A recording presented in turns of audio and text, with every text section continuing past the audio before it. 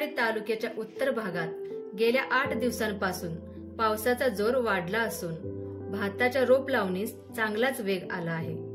परिसरात सगळीकडे रोप लावणीची धांदल उडाली असून शेत शिवारे माणसांच्या गर्दीने फुलून गेली आहेत। मात्र सध्याच्या शेतीला आधुनिकतेचा साज चढला आहे। पूर्वी रोप लावणीसाठी बैलांच्या अवतांच्या सहाय्याने चिखलगट्टा केला जायचा।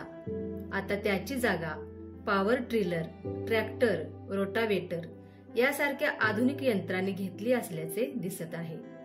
या आधुनिक साधनांच्या वापराकडे शेतकरी वर्गाचा कल वाढू लागला आहे। यामुळे शेतकऱ्याचे श्रम व वेळ दोन्हींची बचत होत आहे।